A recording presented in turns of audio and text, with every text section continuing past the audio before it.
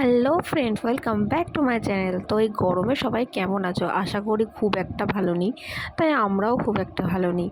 তো এই গরমের থেকে বাঁচতে কয়েকটা দিন বেরিয়ে আসি একটু ঠান্ডার জায়গা থেকে।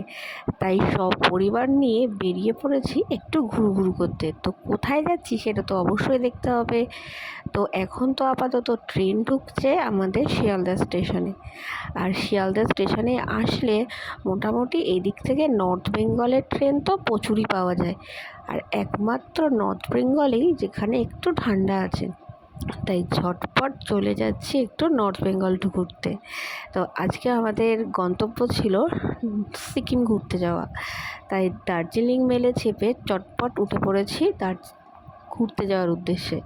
আর এদিকে ট্রেনে বসে মেহুলও পেয়ে গেছিলো একটা তার সঙ্গী, আর সবাই মিলে একটা সাইড লোয়ারে গুতুগুতি করে বসে পড়েছে বাইরের অন্ধকারের মধ্যেই সিনারি দেখার জন্য। কিছুই দেখা যাচ্ছে না, বাট ট্রেনের এই সাইড লোয়ারটা বাঙালিদের কাছে একটা ইমোশন।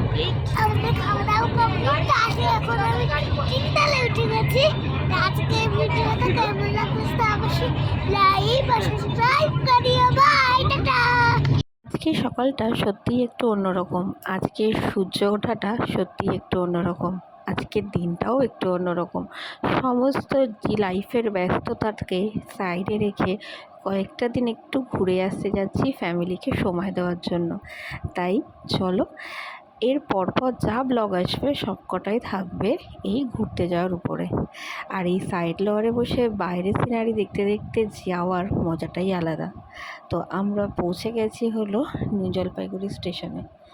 আর সত্যি 4 মাস আগে টিকিট কেটে এই একটা দিনের অপেক্ষায় দিন গুনছিলাম যে কখন এই দিনটা আসবে আর আমরা সবাই মিলে আনন্দ করার জন্য বেরিয়ে পড়ব। তো অনেক দিন অপেক্ষার পর আজকে আর সেই দিনটা সত্যিই চলে এসছে।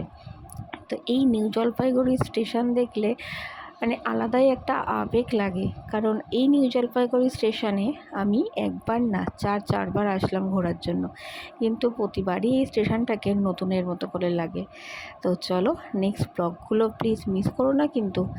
নেক্সট ব্লগে সিকিমে কোথায় ঘুরতে যাচ্ছি, কী ঘুরেছি, কী ঘুরছি না, সব কিছুই তোমাদের সাথে শেয়ার করব।